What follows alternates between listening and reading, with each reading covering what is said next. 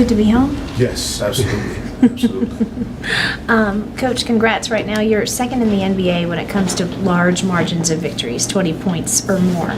Was that necessarily a goal, or is that just the product of principles of play and what ended up working out? No, it's not. It wasn't a goal at all.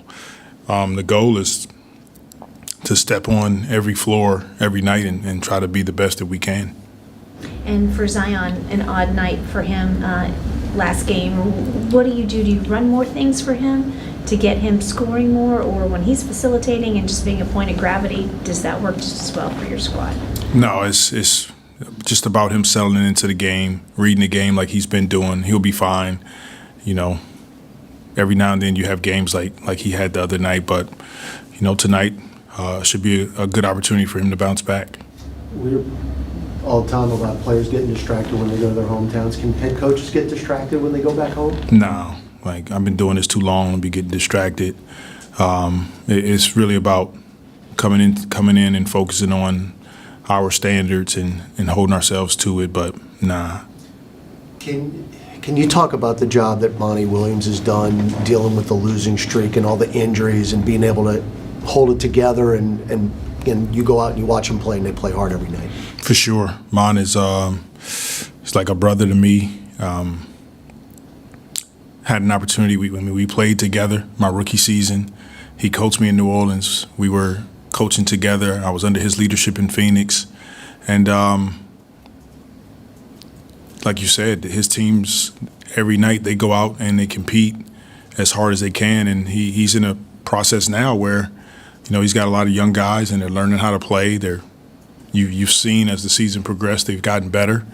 And I think that's going to continue. Throughout the summer, they're going to get together, regroup, and continue to try to put the best possible teams on the floor. But he's a great leader. I learned a lot from him, and I probably wouldn't be where I am today without going to Phoenix and learning what it was like to build a program. As a team that really likes to get out and run transition defense, is that going to be a key today? For sure. One of our top keys is transition defense. Have to try to make them score in the half court as much as possible. Well, you obviously have other things to focus on, but as you come back home, what are your thoughts on the status of your alma mater, the basketball program there, and their head coaching search? Yeah, we had a tough season this past year at University of Detroit.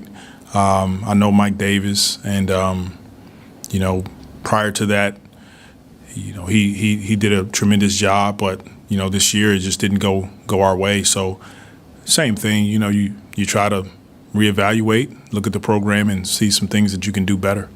What would you like to see happen there, do you think, from a head coaching standpoint? You have any thoughts on it? Nah, I keep those conversations more private, but we definitely want to be a school and university that athletically can compete with any school and any other university, and we haven't done that this past season. So that's the goal, is to try to put ourselves in that position. You talked about your relationship with Monty. He was saying earlier that his situation now kind of reminds him of your situation when you first started in New Orleans, and a lot of the guys you started with there are no longer there. What have you learned about that transition and how a team can overhaul a roster and get to the point to start winning again? What does it take to kind of weather those storms and eventually get back on the right path? Yeah, it takes just that. It takes knowing how to weather the storm.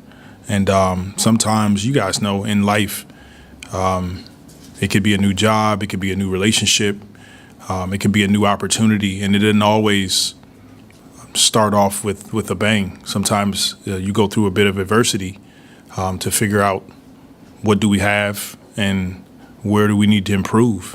And I think that's the kind of stages that they're in. We had to do it in New Orleans. And from a leadership perspective, you try to remain consistent and steady as possible. Meanwhile, looking at some of the positives and trying to enjoy the journey because things will turn eventually. All right, thank you. Thanks, Coach.